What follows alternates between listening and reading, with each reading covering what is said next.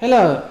Did you know that in biblical thinking, name equals authority, but name also equals fame? So, by obscuring the name of the Creator, Satan attempts to interfere with the Creator's authority, and Satan attempts to interfere with the Creator's fame. Let me show you. Jews have replaced the name of the Creator with Adonai, and even Hashem, while Christians have replaced the Creator's name with Lord. And how about Pan, Zoti, Her, Uram, Shoda Prabhu in other languages? Can you see the confusion? Do you see the interference? Therefore, in this video series, we will focus on the original Hebrew name of the Creator, Yod-Heh-Waw-Heh. Numerous topics and arguments will be investigated and tested against authentic Hebrew manuscript evidence. Thanks to Justin, my son, who prepared these topics and who will also be presenting these topics. My name is Piet van Rensburg. Please visit us at HebrewGospels.com.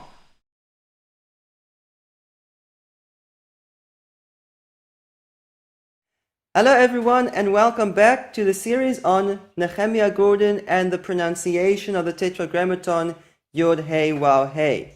This is session number 15. Waw or Vav. Was the third letter in the name Yod-Heh-Waw-Heh pronounced as a W or a V sound in biblical times? Now, some of you are wondering, why leave this till last? Why did we not cover this a long time ago? The reason is that Waw versus Vav is merely a difference of dialect. In different dialects of Hebrew, some people say Vav and some say Waw. This is really a separate issue than the true pronunciation of the Creator's name in terms of vowels, because whether you say Yahweh or Yahweh, in Hebrew it is Yod-Heh-Waw-Heh with the vowels Patach, Shwa, and Segul. That is the true pronunciation of the Creator's name as we covered in video 13. And in some dialects of Hebrew, it will be Yahweh, and in another dialect, it will be Yahweh. Now, it's the same with the false pronunciation Yehovah. It doesn't matter if you say Yehovah or Yehovah, they're both equally false because it's the name Yod-Heh-Waw-Heh with the vowels of Adonai, with dummy vowels, as we covered in videos 6 and 7. So there's a lot of confusion where some people say, oh, if we know it's a Vav, we know it's Yehovah, and it can't be Yahweh. And other people say, if we know it's a Waw, we know it's Yahweh, and it can't be Yehovah. No, this is a totally separate issue. Nevertheless, because the Creator's name is such an important topic, we want to know which dialect of Hebrew is the original, which is closer to the original pronunciation, Yahweh or Yahweh. So, today we want to talk about two main topics. Number one, biblical evidence, Waw or Vav.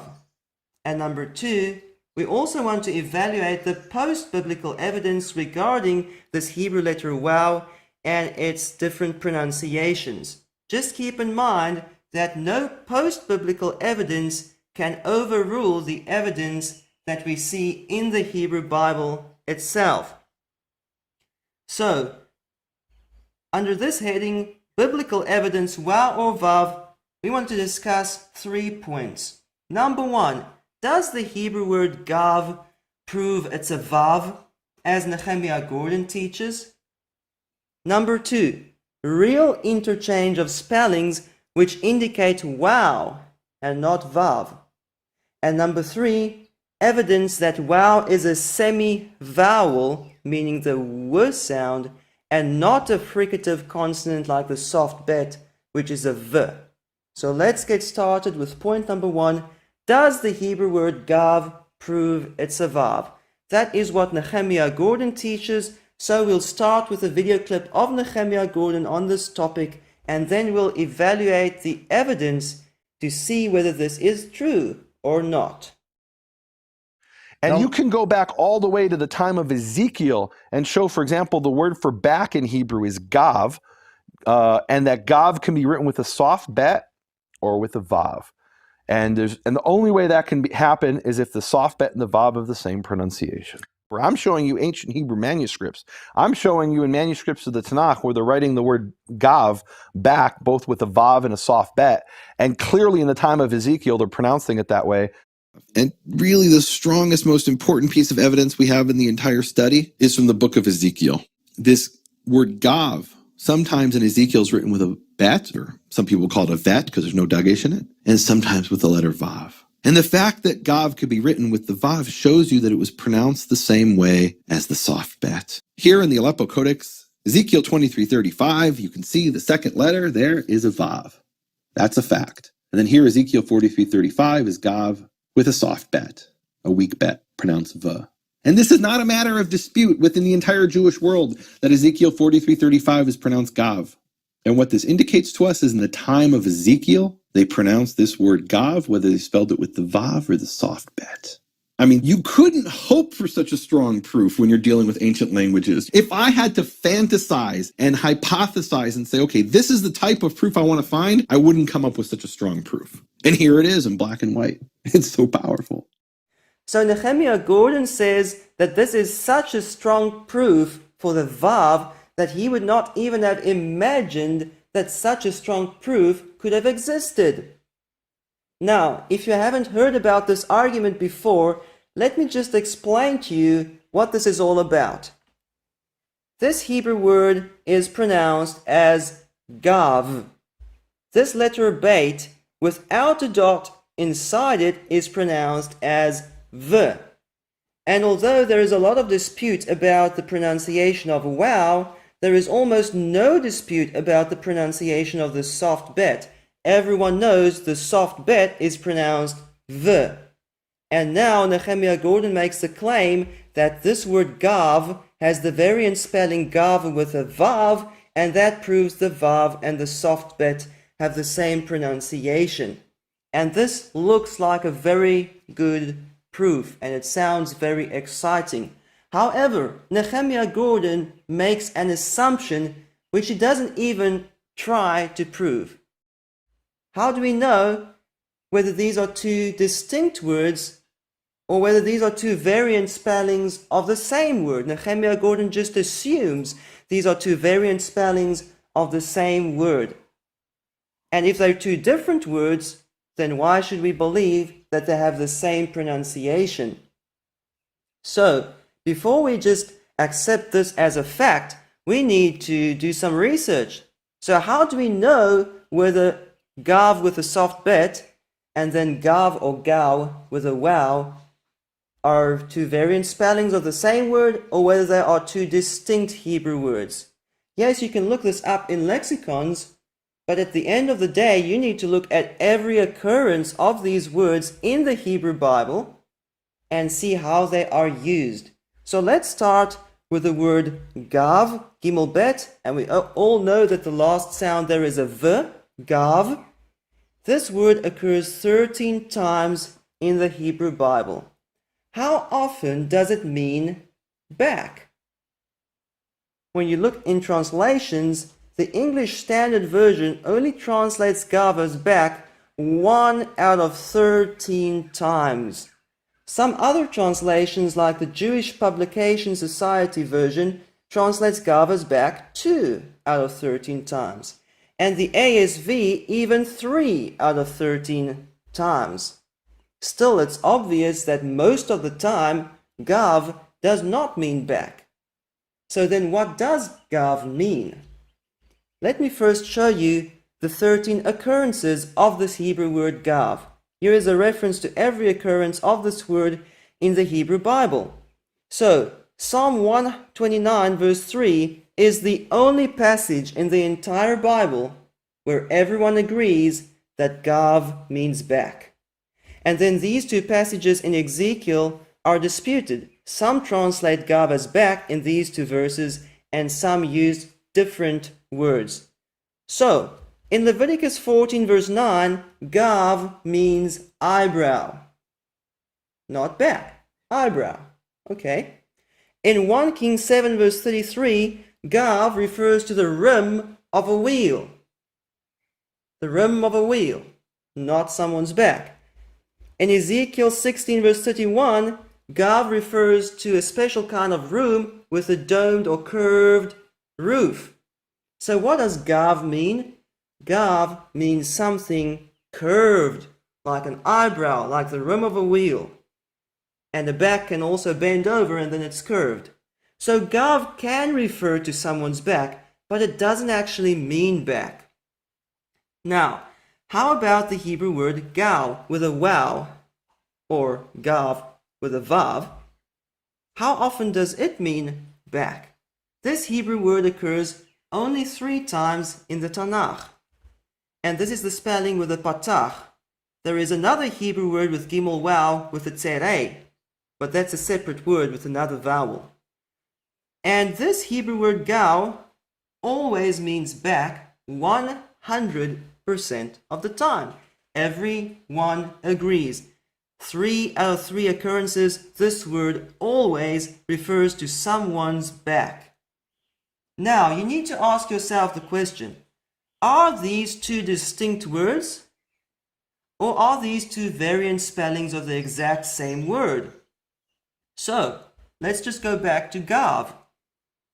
How often does Gav mean back? Let's be generous. Let's say it's 3 out of 13 times. Let's say the ASV is correct. And let's round this off and say 3 out of 12. So we get a round number, it's 25% of the time. And that's being generous, okay? Gav can refer to someone's back 25% of the time. Now, how about gal with a waw? Gal always refers to someone's back 100% of the time. Why does gal never refer to the rim of a wheel? Why does gal never refer to an eyebrow? Why does gal never refer to a room with a curved roof? If gal were the same word as gav, then at least 2 of these 3 occurrences should not have referred to someone's back. So, what do we see? We see these 2 Hebrew words can overlap in meaning, but in reality they are 2 distinct words.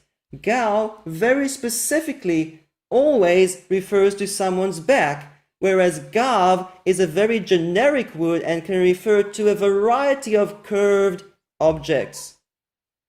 So, did you know that generally distinct Hebrew words have distinct pronunciations?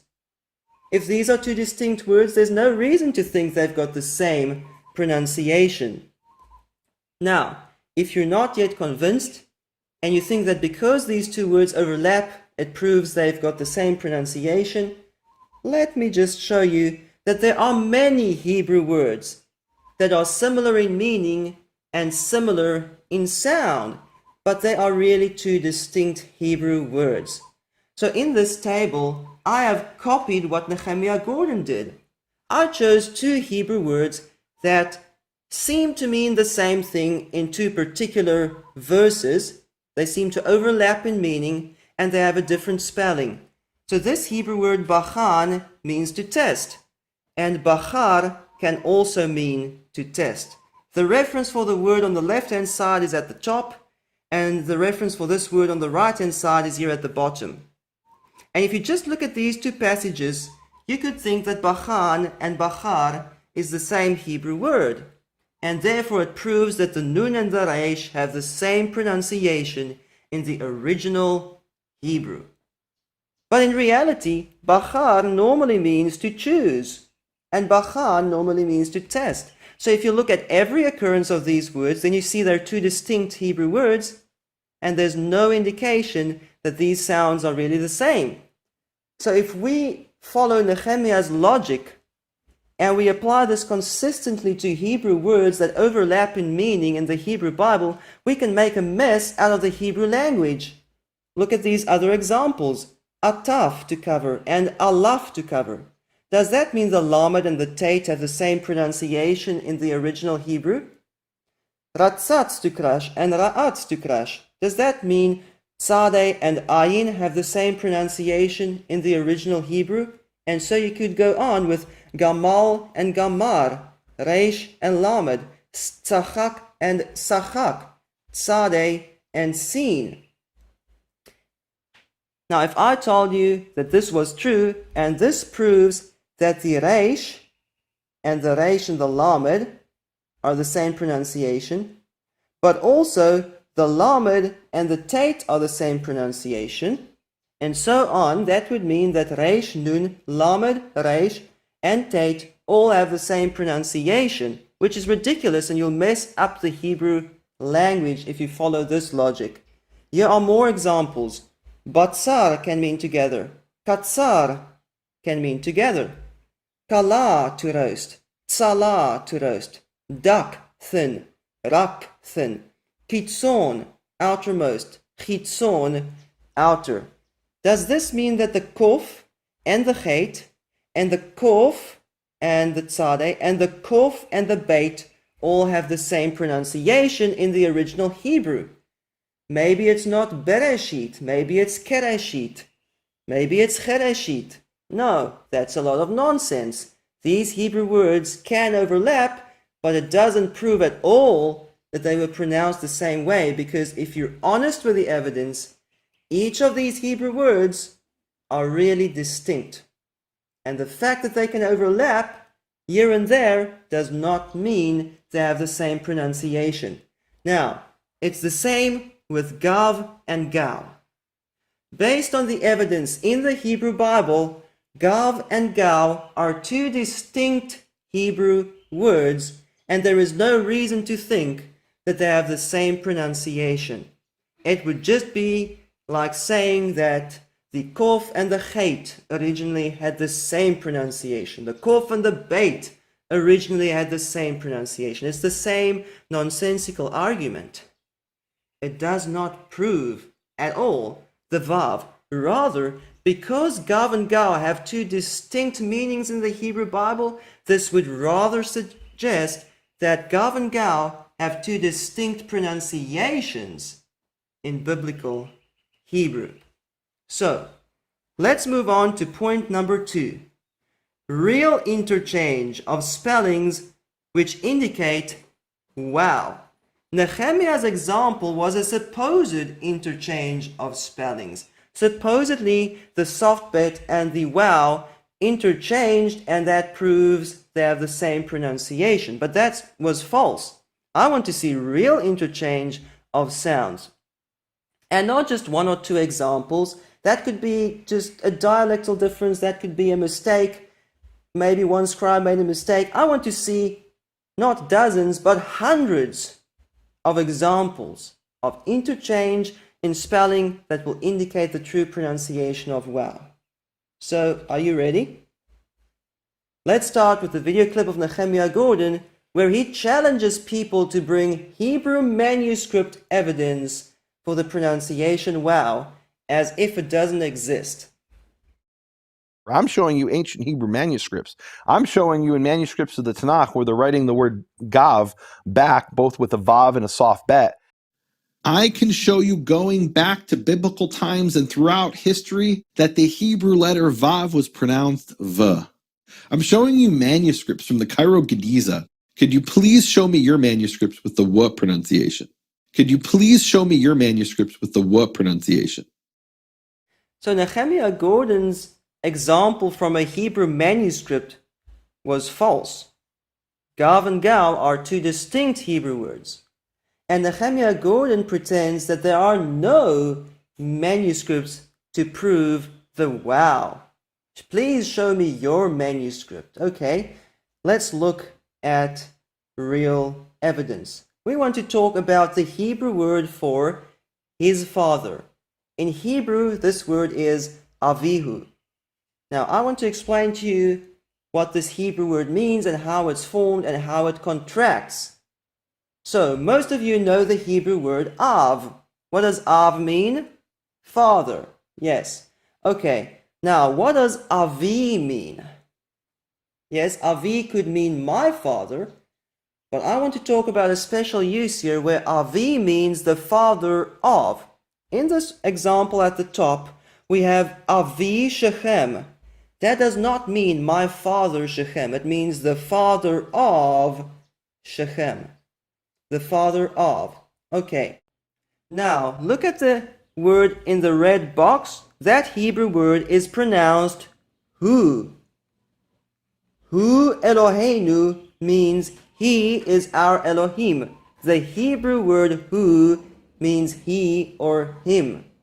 So, in Hebrew, if you want to say his father, you say Avi, the father of, and Hu, meaning him.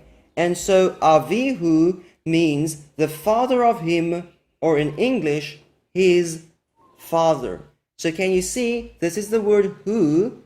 It's the same word as this one, except that the final aleph is dropped in this long word. They don't write that final aleph in here because it's silent anyway, and this is a long word.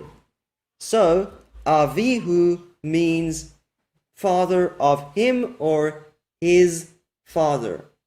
Now, did you know that this word Avihu has a contracted form, Avihu? Now, let's just look at the word at the top. In Avihu, everyone who knows Hebrew knows that this vowel right here is pronounced as U. It's got a dot inside it, showing it's a vowel letter U. It's not a consonantal vowel. And even if you take away all the vowel points, all Jews who know Hebrew can tell you in Avihu, that's an U because it comes from the word Hu, which has an U in it. So there's no dispute about this pronunciation, Avihu. Now, this word here at the bottom has a vowel without a dot inside it, and this is now a consonantal vowel, not a vowel letter vowel. And can you see that the hey is dropped? This word here at the bottom is a contraction, and there's no hey between the yod and the vowel. That consonantal hey dropped away. Now, in modern Hebrew, this word at the bottom is read as aviv, with a v at the end. So how do you contract from avihu to aviv? How could that be a contraction? Contractions are supposed to be easier to pronounce and shorter than the original word. So avihu, aviv, how does that work? But if you understand the vowel, let's try it with the vowel. Avihu and avihu sound very similar. Pronounce this vowel as a consonantal vowel, and it sounds almost the same as avihu, even though there's no hey in here. Even though this is a consonant rather than a vowel, it sounds very similar. And in fact, if you read it fast, it happens automatically. Say avihu very fast. Avihu, avihu, avihu. And 1, 2, 3, it contracts to avihu if you say it fast. Okay. Now, is this just a once-off exception? No. This shorter form, avihu, which supports the w pronunciation of the vowel, occurs 220 times in the Hebrew Bible. All the way from Genesis chapter 2 through to 2 Chronicles 36. In the traditional Jewish order of the Bible, this means from the second chapter in the Bible all the way to the last chapter in the Bible. And every time you see this word avihu, the contracted form, it indicates the w pronunciation of the vowel. So you can get from avihu to avihu. Avihu, avihu. Wow, so this occurs 220 times. And this is a real interchange of spellings. So is this the only example we have that indicates vowel? No, let's look at the Hebrew word achihu. Achihu means brother of him, or in English, his brother. This word achihu also has a contracted form pronounced achiu. So can you see that if you use the wow pronunciation, achiu and achiu sound basically the same? Even though in achihu we have a vowel letter wow, and in achiu it's a consonantal wow, even though in achihu we have a consonantal hey, which is lost or dropped in achiu, if you understand the wow, it all makes sense. Achihu contracts to achiu. Okay, how often does this shortened form achiu occur? More than 110 times. All the way from Genesis through to 2nd Chronicles. All the way from the first book to the last book in the Jewish order of the Hebrew Bible. And every time you see this word achiu, remember, it is a contraction of achihu. And it shows the w sound is the correct pronunciation. Achihu achiu, not achihu achiv. That doesn't make sense. Now, let's just look at this video clip of Nehemiah Gordon where he says that we don't know how Moses pronounced the Hebrew letter wow. How is it pronounced in the time of Moses? I don't know. I don't have a recording. How is it pronounced in the time of Moses? I don't know. I don't have a recording. But the evidence definitely is stronger for the V pronunciation. And it goes back earlier for the V pronunciation. Whether there was someone who pronounced the letter Vav as a W in biblical times, I don't know. There's no evidence for that. Nehemiah Gordon says there is no evidence that anyone in the biblical time period pronounced this letter as W? Really? Well, if we look at Achihu versus Achiu, and remember the vowel points don't come from Moses, so you can take away all the vowel points and you can see there's a variance, a difference between Achihu and Achiu. This Achiu is a variant spelling without this hey. The consonants are even different. And this shows us that these two variant spellings trace back all the way to the biblical time period, because it's not just vowel points, it's even consonants. And so this short form achiu even occurs in Genesis, in Exodus, and all the way through to Deuteronomy. It occurs throughout the books of Moses. So although we don't have an audio recording of Moses' Hebrew and how he pronounced words, we have a graphical recording that traces back all the way to Moses, and that is the consonants in the Hebrew Bible. And even these consonants show that the wow pronunciation is the correct one, because there's no dispute that the original form is pronounced achihu, and that needs to contract to achiu. And it happened in the biblical time period hundreds of times. How about pihu versus piu? Pihu means his mouth, and piu is the shorter or contracted form of this word. It means his mouth. How often does piu occur? It occurs about 55 times, and again all the way from Genesis to 2nd Chronicles, right throughout the Hebrew Bible. Every time you see this word piu, it shows you it's a wow. Pihu, piu, piu, piu. If you say it fast, it sounds the same. So, these are the three words we just looked at. Avihu versus aviu, achiu versus achiu, and piu versus piu. Each of these interchanges in spelling clearly point to a wow, to a w pronunciation, and not to a v pronunciation of this Hebrew letter wow. And this interchange occurs hundreds of times in the Hebrew Bible. Not just once or twice, not just a couple dozen times, hundreds of times. Now, is this all evidence we have?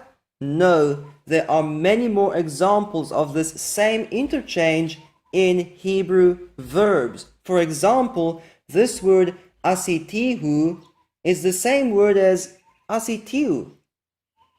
In both these words, the root is the same, the conjugation is the same, the person, gender, and number is the same. So it's not like gav and gao, which are two different words. This word here, asitihu, is a Kal perfect first common singular from the root asa with a third masculine singular pronominal suffix.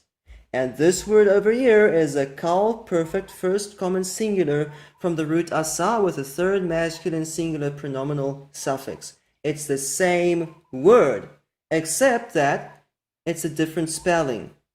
Asitihu and asitiu, netatihu and netatiu, haviotiu and haviotiu, bikashtiu and bikashtiu, metzatihu and metzatiu. And as you can hear, when I read this too fast, they sound exactly the same. Here are some more examples. Netatihu and netatiu, snetiu and senetiu, she'iltiu and she'iltiu, me'astiu and me'astiu. Each of these clearly point to the w pronunciation of the vowel, not to the v. So there is no real interchange of soft bet and wow in the Hebrew Bible to show vav. But there are hundreds of interchanges between ihu and iu and iu and iu to show the wow. Hundreds. So it is very clear that since the biblical time period, they used the w pronunciation of the vowel, because you can even take away the vowel points and you can see in the consonants that these two variant spellings and variant pronunciations coexisted in the biblical time period. So let's look at one of these examples in a Hebrew manuscript. Here you can see at the top ma'astihu and at the bottom ma'astiu. Both these spellings occur in the same chapter of the Bible, in 1 Samuel. In each case, Yod-Heh-Waw-Heh says, I have rejected him. It means the same thing, it's the same root, it's the same person, gender, and number. And even if you take away all the vowel points, you can see here's a hey, down here is no hey. So this variant spelling and pronunciation traces all the way back to the original scroll of 1 Samuel. This is real evidence for the wow, straight from Hebrew Bible manuscripts. Okay, number 3. Wow is a semi-vowel different than a soft bet. Now, why is this so important that wow is a semi-vowel? The basic difference between v and w is that v is a fricative consonant and w is a semi-vowel. So if we can find evidence that the wow is a semi-vowel, it shows the softer w pronunciation and not the hard v pronunciation. Now, before we get to evidence in the Hebrew Bible, I just want to correct a misunderstanding where some people think that all scholars believe it's a vav. And where do you come from to say it's a wow? Now, actually, most scholars of the Hebrew language believe in a wow, not a vav. Let's look at 2 examples. Here we see wow denotes the voiced bilabial semi-vowel resembling the English w in water. You see, in German that's v, and even in my mother tongue in Afrikaans that's a v, and we say water, not water. So we're talking about the English pronunciation of w, a semi-vowel w. This is actually what most Hebrew scholars believe. Here's another example. The historic pronunciation of this letter, a voiced bilabial, is wow. The convention of pronouncing it as vav is also acceptable, but this pronunciation does hail from the modern period. Now take note that today many people use modern Hebrew pronunciation just to keep things simple. Modern Hebrew is for the most part much easier to pronounce than biblical Hebrew. I even like to use modern Hebrew when reading unpointed Hebrew because it's much simpler, less vowels and even less consonantal sounds to distinguish between. Now, this does not mean that everyone who uses modern Hebrew today believes that the original pronunciation of vav is vav. And the same with Israeli scholars. They live in Israel, they speak modern Hebrew every day, and they use vav. that does not mean that these scholars necessarily believe the original pronunciation is Vav. So actually scholars believe in the wow, in the semi-vowel pronunciation for wow. But let's get to the evidence. In the Hebrew language, there are only 2 semi-vowels. All the other consonants in the Aleph Bet are not considered semi-vowels. The one is the Yod, which is a Y sound, and the other is the Wow, which is a W sound. Now, of course, the Wow is disputed, and some people say the Wow is not a semi-vowel, but a fricative V. And so what I want to show you is that in the Hebrew Bible, the Wow behaves as a semi-vowel, very similar to Yod, and not the same as the soft bet. So everyone agrees that the Yod is a semi-vowel. No one's going to tell you originally the Yod was a D, or a J, or a G. Everyone knows the Yod is the semi-vowel Y sound. If you pronounce it on its own, it almost sounds like a vowel. Okay, so we will see 4 clear indications from the Hebrew Bible that the wow is a semi-vowel, the W, and it's not like the soft bet, which is a V. So, number 1, the only consonants which can occasionally leave a syllable open are Yod and Wow. Remember, when a word ends in an open syllable, it ends in a vowel. If it ends in a closed syllable, it ends in a consonant. So the semi-vowels is somewhere in between. Generally, the Yod and Wow close the syllable. Okay? So don't let someone tell you the Yod and Wow are always vowels. Some people say the Wow is always an U. No, it's a semi-vowel. It's somewhere in between. It's used both as a consonant and as a vowel. So, for more information about the Begad Kafat letters and the Dagesh and open and closed syllables, you can refer to video number 7. But here we can see Elau pi karati. This word Elau has a conjunctive accent called Medcha, so you read this together with the following word. This pei is a Begad Kafat letter and has a dot inside it, and it shows you that the previous word closed the syllable or ended in a closed syllable. So this wow in Elau acts as a consonant and makes this diphthong ow, and it closes the syllable. And this is what Yod and Wow generally do. When they're consonants, they close the syllable. Where Avshai ben Tzuruya is the same kind of example. This word Avshai has the conjunctive accent munach, and the next Begad Kafat letter has a dot inside it, showing you that this Yod of the diphthong I closed the syllable. Okay? And the same here at the bottom with Adonai darashti. That dot shows you that the previous word ends in a closed syllable if the preceding word also has a conjunctive accent. Now, the interesting thing is that Yod and Wow, as semi-vowels, can occasionally leave the syllable open when they are consonants. Of course, they leave the syllable open when they are vowel letters. That's not what I'm talking about. Here you can see Adonai Vam with a soft bet. We just saw Adonai Darashti with a hard dalet. So this is the only occurrence in the entire Bible where Yod leaves the syllable open. But still it happens, and it doesn't happen with D or G. Okay? Now the Wow behaves like a semi-vowel because here we see Kauthohu with no dot inside that tau. So the previous word cow ends in a consonant. There's no dot inside the wow, there's no dot above it, so it's not a vowel letter. It's a consonant, and it leaves the syllable open. We have Kauthohu. How does that work? It's because the wow is so close to a vowel, it's so soft, that it sometimes looks as if it's a vowel, even though it's a consonant. That's the idea of a semi-vowel. It's in between. And the last example here is Shaleu Vah with a soft bet, even though it's preceded by this consonantal wow.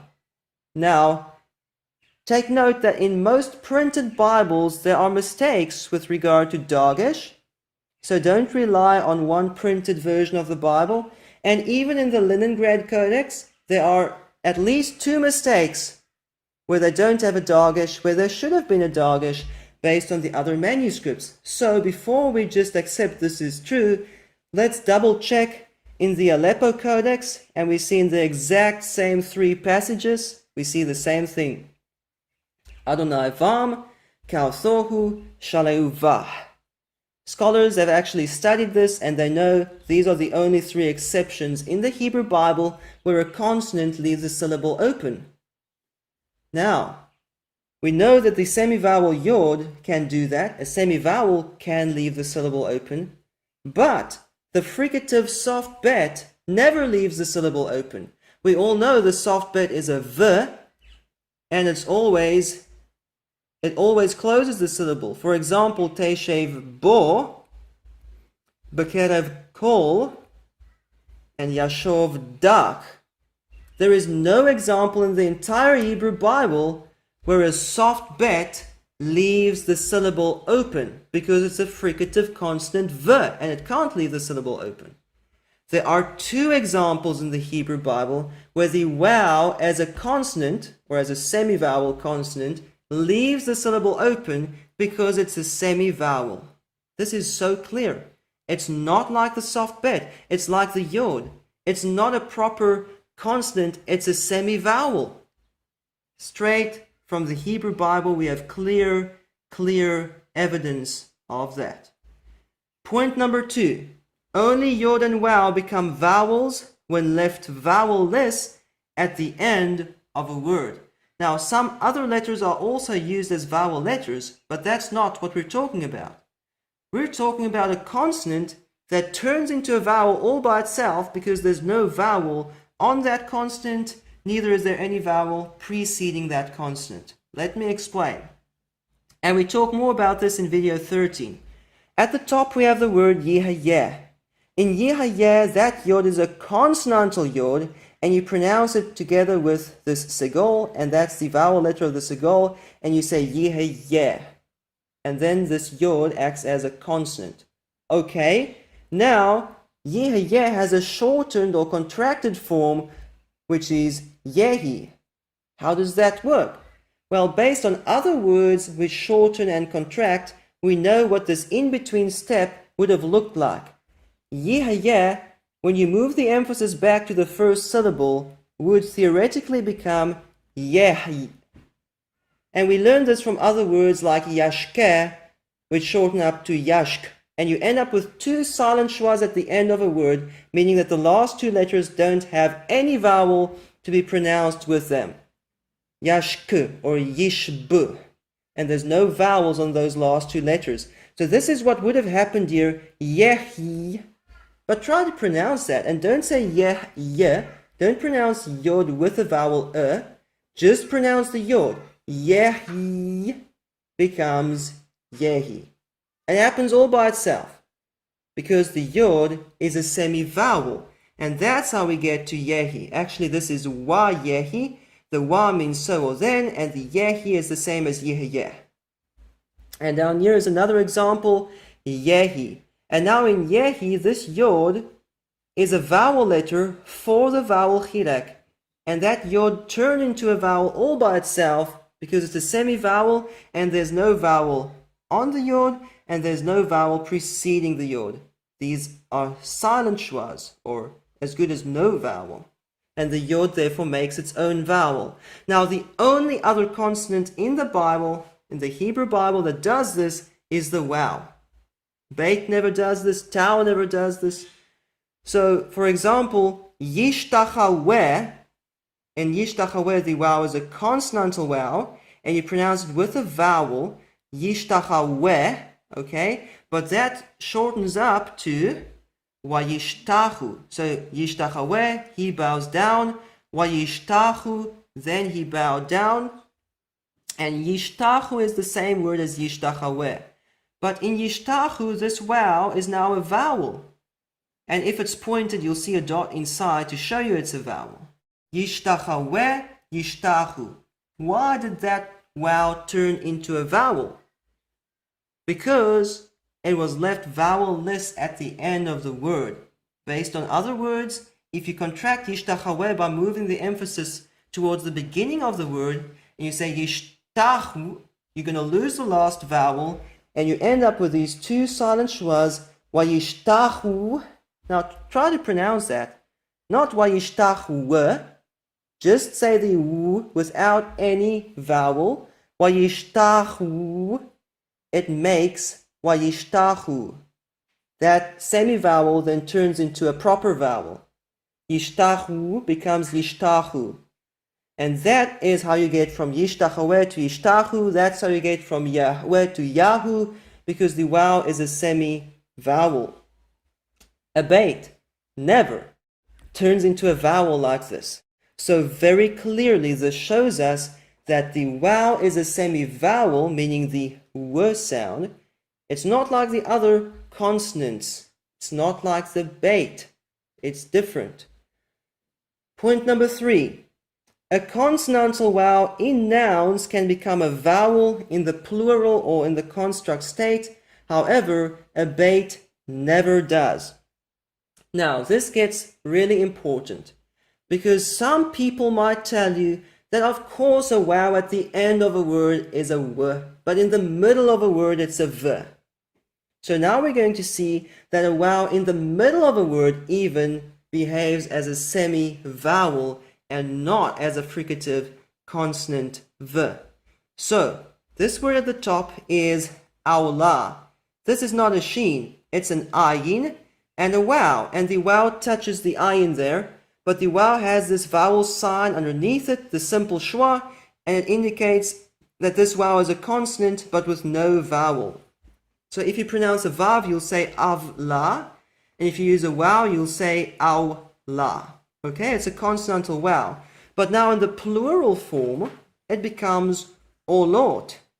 Now the vowel has no schwa underneath it, it has no vowel above it. That cholim belongs to the preceding ayin, and so this is the vowel, and the vowel has no vowel. Why? Because the vowel turned into a vowel. The vowel is now a vowel letter. It's silent. It turned into a vowel letter. Soft bait never does that. V never becomes a vowel letter. Here's another example. Olot. That's the ayin, remember? That is the vowel. That's the cholim of the ayin. And that's something sticking over from the next line. There's no vowel above or underneath this vowel because it turned into a vowel. It became a vowel letter. Now, when you look at words with a soft bet, this is just an example. We have giv'ah, gva'ot, giv'ot. That v never turns into an o. It's always a v. The v always stays a v.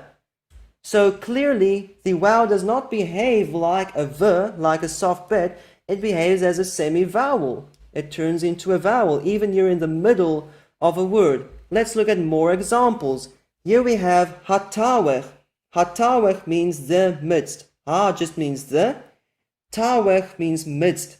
In tawech, this vowel is a consonantal vowel with a vowel written underneath it. However, in the construct state, now we have betoch. The beit means in. So toch means midst of.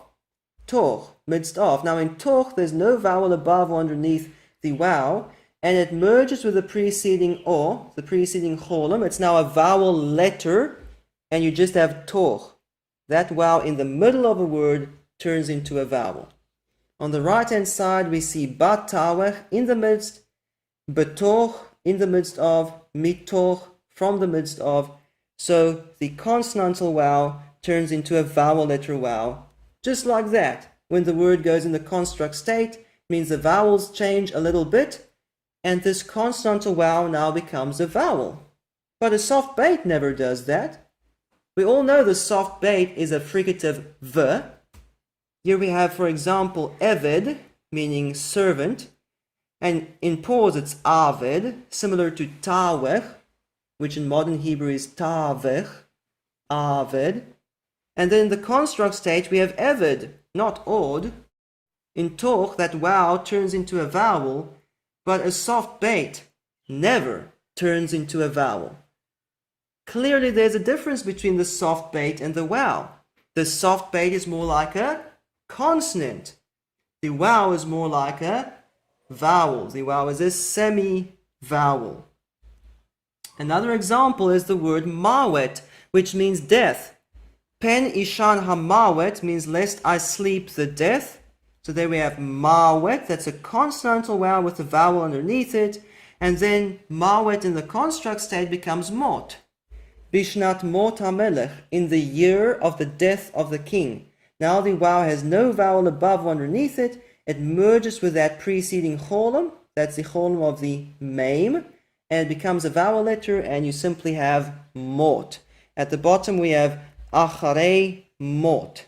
So very clearly the wow is a semi-vowel, even when it's in the middle of a word. Even if it's part of the root letters in the middle of a word, it's still a semi-vowel, just as it is at the end of a word.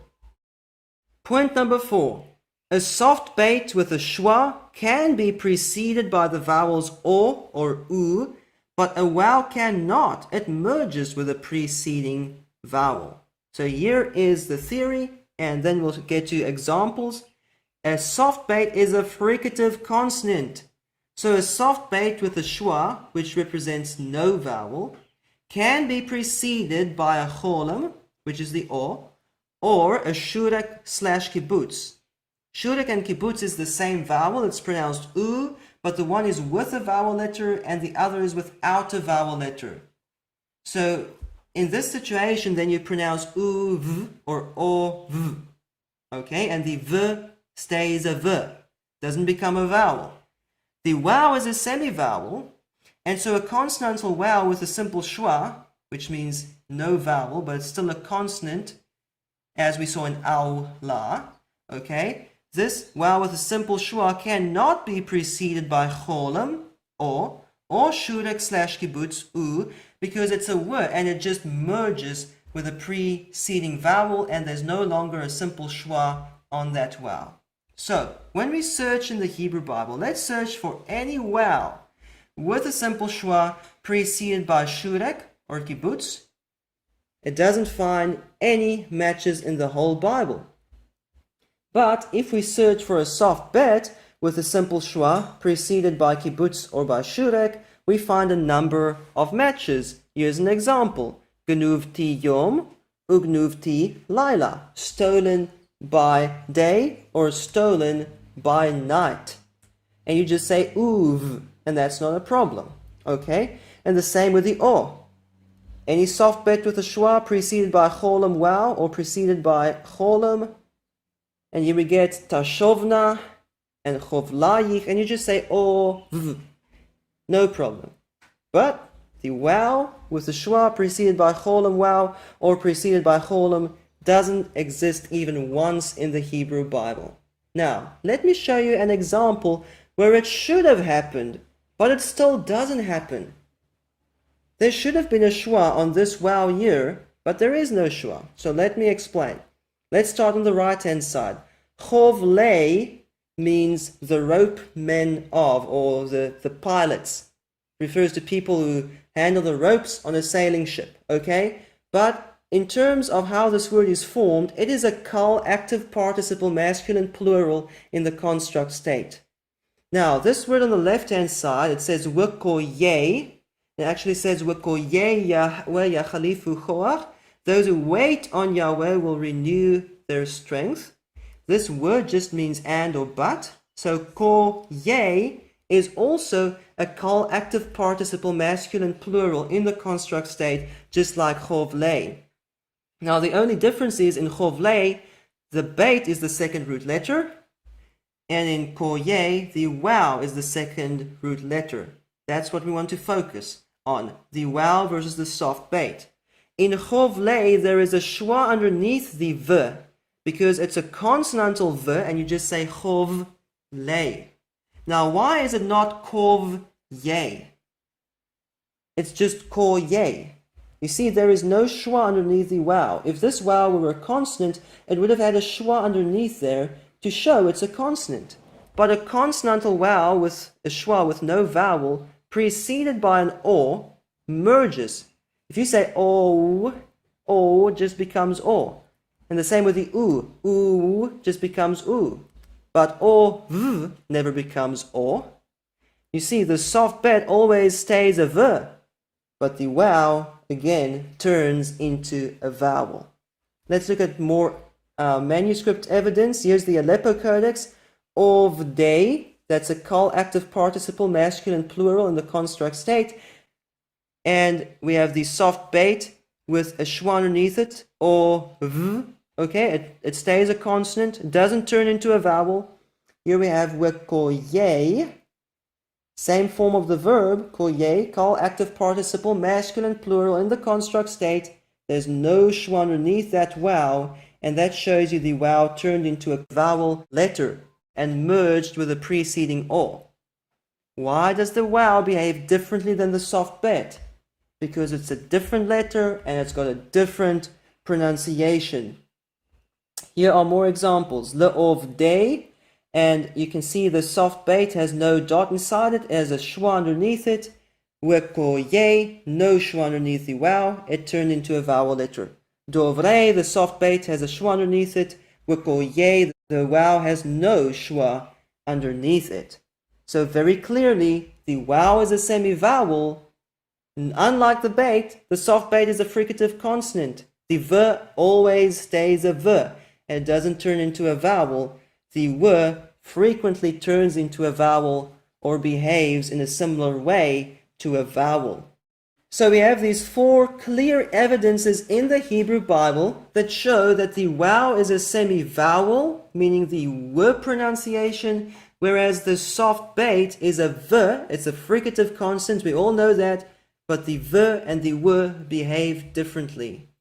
We can clearly see that the vowel behaves as a semi-vowel, unlike the soft bait.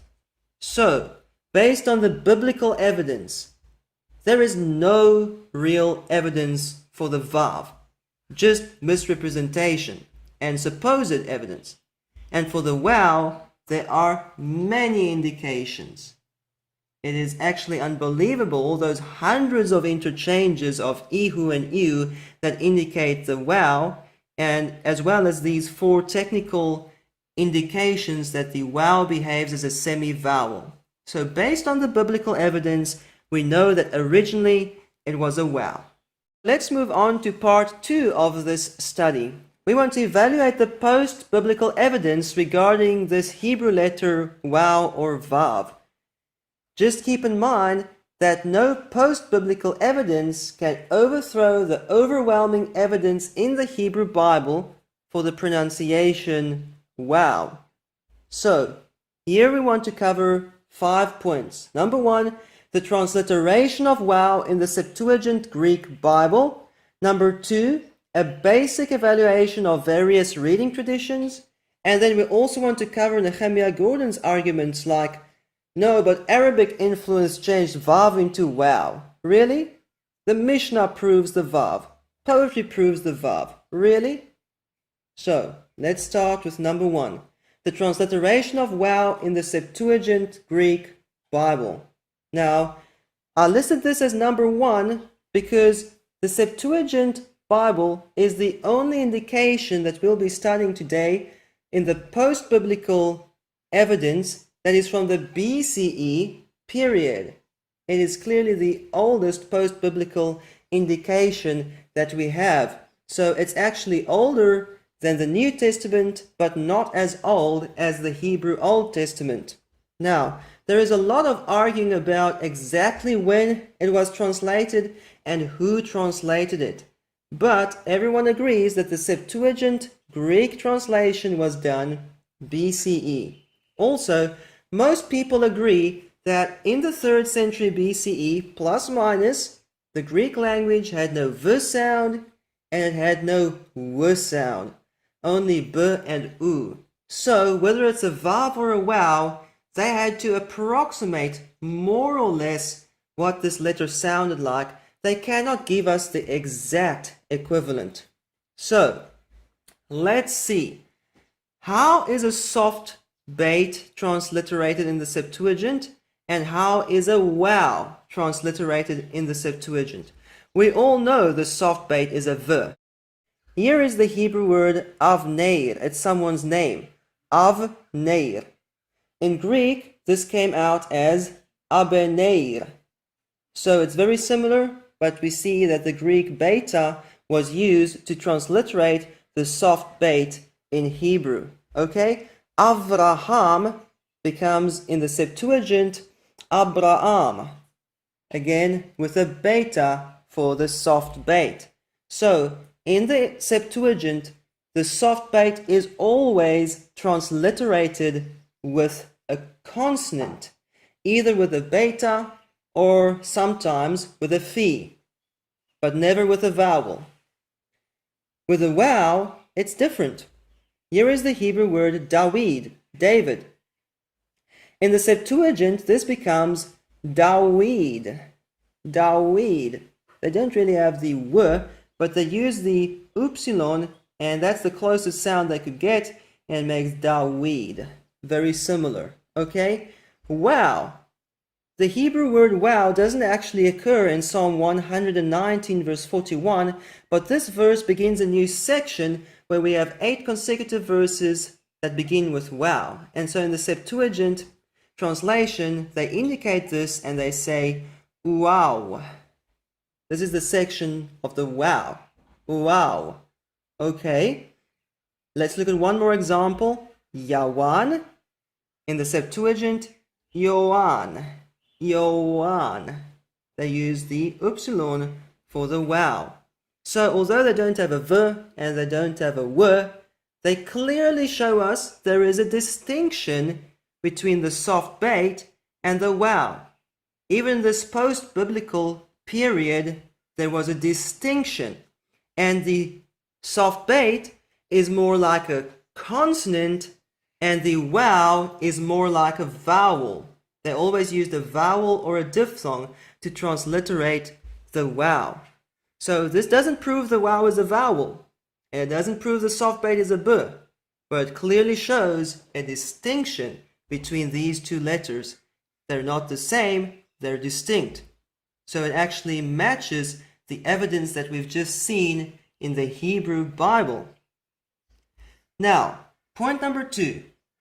We want to do a basic evaluation of various reading traditions of the Hebrew language, or various pronunciation traditions.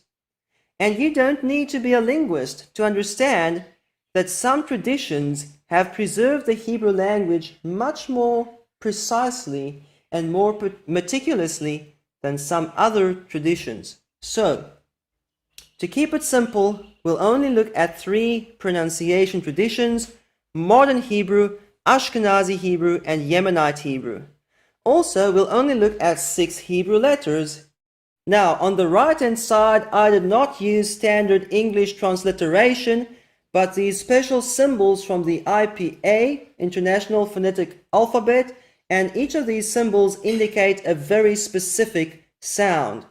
Now, in modern Hebrew, the soft kaf and the chet are pronounced as ch. They are both pronounced in the exact same way with no distinction. Now, there is some variation. I mean, some people might say the chet further back in their throat as ch, and then also the kaf further back. But they don't distinguish between these two sounds. Now, even in the Ashkenazi Hebrew, there is a distinction. The soft kaf is a ch, and the chet is slightly further back. There's only a slight difference there. And okay. Now in Yemenite Hebrew, there is a proper distinction between the soft kaf and the chet. The soft kaf in Yemenite Hebrew is the ch, and the chet is further back in your throat, a proper guttural ch. So, where in modern Hebrew they say choshech for darkness, choshech, in Yemenite Hebrew they'll say choshech. choshech. There's a difference between the chet and the soft kaf in Yemenite Hebrew. How about the tau versus the tate? Now we're talking about the hard pronunciation of the tau. In pointed Hebrew, it will have a dot inside it, versus the tate. In modern Hebrew, they are both pronounced as t, no distinction.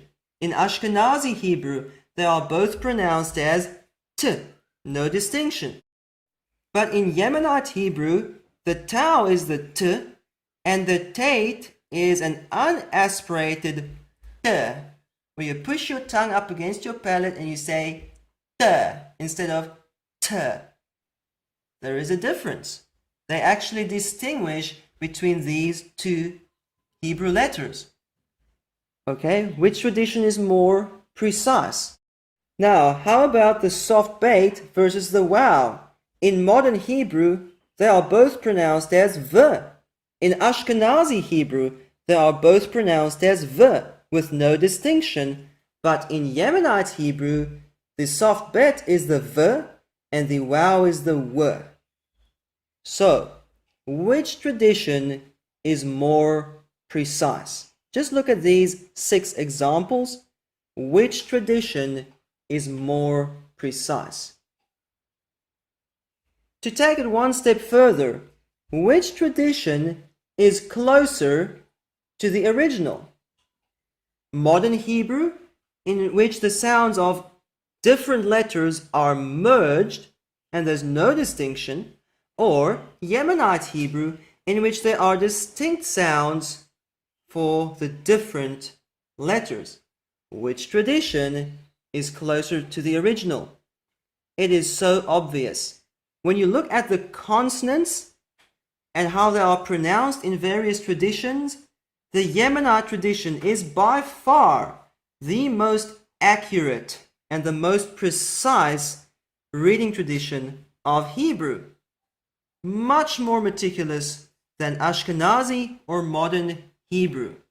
And so just by looking at these different reading traditions, it is obvious that this reading tradition here of the Yemenites, where they distinguish between the different consonants, is the original, or at least closer to the original pronunciation, and they distinguish between the wow and the soft bait by reading the soft bait as a v and the wow as a w. So just from that, we can know it is a wow, not a vav. The vav is where they got mixed up and merged the sounds of different letters. When did they start using the pronunciation of vav? It's been used since the Middle Ages. The earliest clear evidence for Jews to have used the pronunciation of vav is from the 10th century, possibly from the late 9th century. So let's read this quote. It is, however, explicitly stated by David ben Avraham al-Farsi in the 10th century CE that in Palestine, consonantal vav, both with and without dagesh, was pronounced as a labiodental, meaning v. So remember that in the previous video, in video 14, we saw that in the 5th century CE, Theodoret of Cyrus wrote that the Samaritans pronounced the name as Yahweh, or possibly Yahweh. So it seems the Samaritans, who were not native Jews, used the vav or even maybe the b for the wow since an earlier period than the Jews. The first clear indication of Jews who used vav is from the 10th century CE or possibly from the 9th century CE. So it's a medieval pronunciation where they started merging the pronunciation of soft bet and wow rather than keeping them as two separate sounds.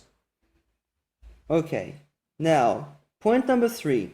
Nehemiah Gordon does not want to acknowledge the accuracy and the validity of the Yemenite pronunciation tradition of Hebrew. And he says, no, but these Yemenites were influenced by Arabic, and Arabic changed the vav into a wow, and that's why the Yemenites use the wow. So let's start with the video clip of Nehemiah Gordon, and then we'll look at the evidence to see whether this is really true or not. they would speak Arabic. Arabic doesn't have a V sound. And it has that letter. The letter Vav exists in Arabic and it's pronounced wow. And in fact, the pronunciation of wow comes from Arabic.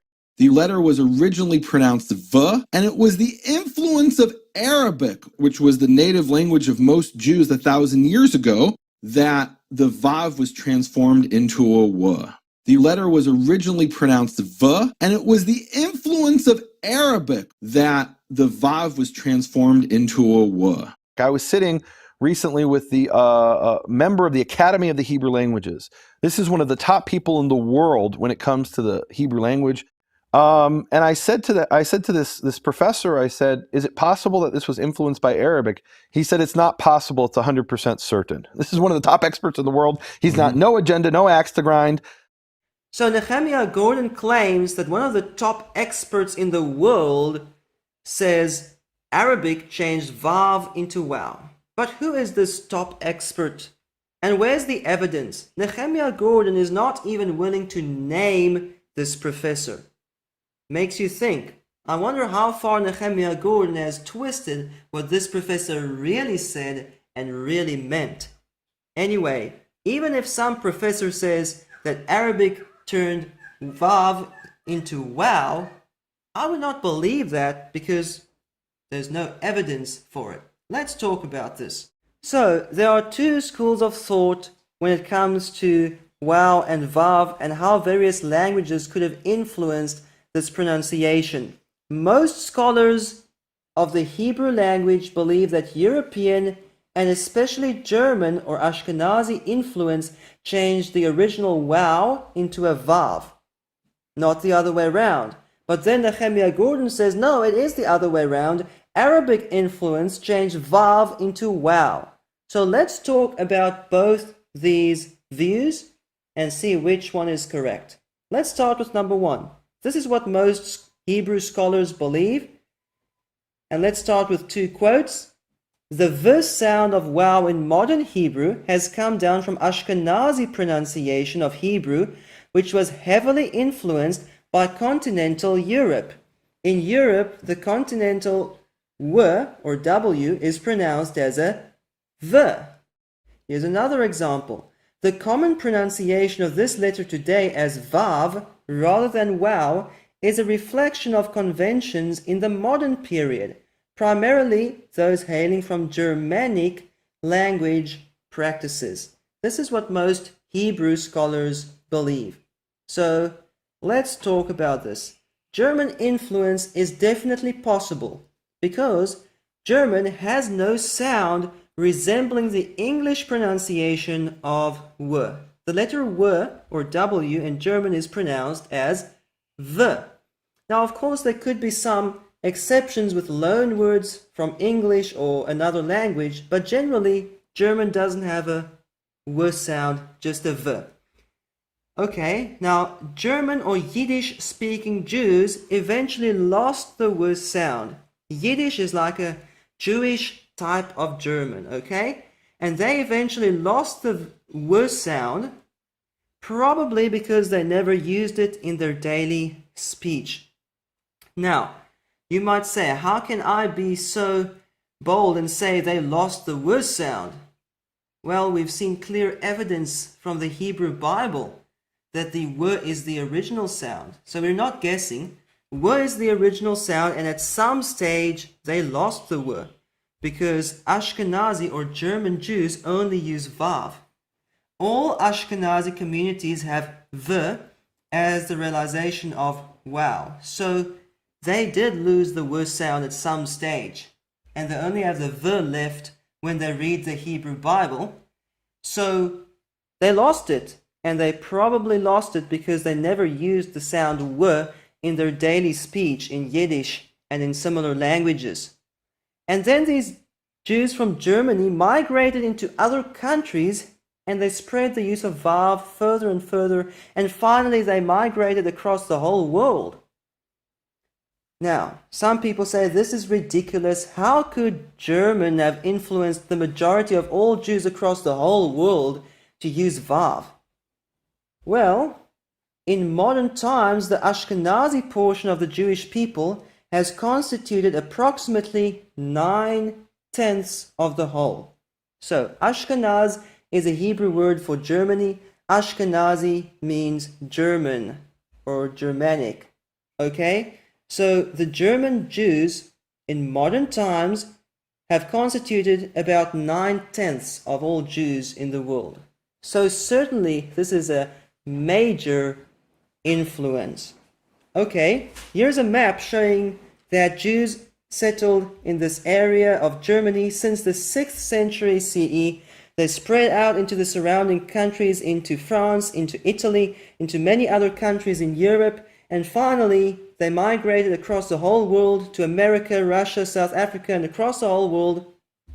And wherever they went, they took with them the Ashkenazi pronunciation tradition, which uses Vav. So clearly this could be a major influence for the Vav. Yet Nehemiah Gordon says this is ridiculous. How can you say that European languages or Yiddish influenced the Syrian Jews and the Egyptian Jews? Of course, they didn't live in Europe. So how can we say that the Vav comes from German influence? Let's listen to this video clip of Nehemiah Gordon and then talk about more evidence. Now, you can tell me that the European Jews who spoke Yiddish were influenced by this Germanic foreign language Yiddish, and therefore they changed wow into vav, into v. But why would the Syrian Jews and the Egyptian Jews pronounce the Hebrew letter vav as a v when they read from the Torah and from their prayer books? Remember, these are Jewish communities who in their daily speech spoke Arabic, the Syrian and Egyptian Jews, and in Arabic there is no v sound. So when a Jew from Damascus opened up the Torah scroll and he read V, that was a sound that didn't exist anywhere in his daily speech. In his daily speech, he had the W sound. He certainly wasn't influenced by Yiddish. And look, if anybody ever tells you, that's just the Ashkenazim, they pronounce it as a V, and originally it was a W, you need to ask them the question, so why did the Persian Jews pronounce the letter Vav as a V? Why did the Syrian Jews pronounce the letter Vav as a V? So Nehemiah Gordon says, it is ridiculous to think that the Syrian and Egyptian and Persian Jews were influenced by Europe and European languages because they lived in Arabic-speaking countries. They did not live in Europe. Okay, so it sounds like a good counter-argument. However, there is another influence, also from Europe, that many people have overlooked, and that is Sephardi or Sephardic influence. Most people who reference the Sephardic pronunciation of Hebrew say, yes, in Sephardic Hebrew they use a wow. Well, it's a bit more complicated than that. Actually, a lot of Sephardic communities use the Vav. Look at this table. Ladino-speaking Sephardi Jews use Vav. Italian-speaking Sephardi Jews use Vav and wow. Dutch Portuguese-speaking Sephardi Jews use Vav. Georgian-speaking Sephardi Jews use Vav. And then some of these other communities use Vav and wow. This Greek beta represents the sound V pronounced between your two lips rather than between your lips and your teeth, but it's still a V, just pronounced in a different way. So actually a lot of these Sephardi Jews use the Vav pronunciation of wow. And before the Ashkenazi Jews were the main influence in the Jewish world, the Sephardi Jews were a major influence. During the Middle Ages, the Jews of Spain, meaning the Sephardi Jews, formed the most numerous and active part of the Jewish people, perhaps 1/2 of world Jewry. So at some stage the Sephardi Jews were very influential in the Jewish world, and it seems a lot of them used the Vav. Why? Did you know that even the Sephardi Jews could have been influenced by the Ashkenazi Jews? The Talmudic scholarship of early Ashkenazi authorities found its way into Kabbalistic circles in Provence and Spain. Now, in video 9, I've shown that the majority of all Jews throughout the Middle Ages have believed in Kabbalah. So if the Ashkenazi Jews could influence the Sephardi Jews in terms of Kabbalah, that means it was a major influence. Could this be the reason that they used Vav? In any event, this is still European influence. Now remember, the Jews were banished from Spain. They either had to convert or leave. And this happened in the 15th century, and they were dispersed and they went all across this Mediterranean area. They went into Africa, they went into Egypt, into Israel, into Syria, into Turkey, and to a lot of other places. Some of them also went to America, and a lot of them use the v, they use the vav. Okay, so they could spread European influence of vav into Egypt and into Syria and other places where people have thought European influence is impossible, but maybe it's not so impossible. Did you know that these Sephardi Jews became leaders in Syria? Jews were expelled from Spain, and many went to countries like Italy and Turkey before settling in Syria and bringing about a decisive change in the composition and nature of the Jewish community. The language spoken by these expellees, their way of life, habits, and outlook were different from the accepted Jewish way of life of Middle Eastern countries. The wide erudition of their rabbis and the relatively large number of scholars among the Spanish Jews helped them to become leaders of Syrian Jewry throughout the eastern part of the Mediterranean. So we see that these Sephardi Jews did not go to Syria and learn from the Syrian Jews what to do and how to think and how to read. They went into Syria and they became leaders of Syrian Jewry. And so what do you think would have happened if these Syrian Jews, let's say previously they used a wow, and now the Sephardi Jews come and they very likely brought the vav with them from Europe, and now their new leaders use the vav.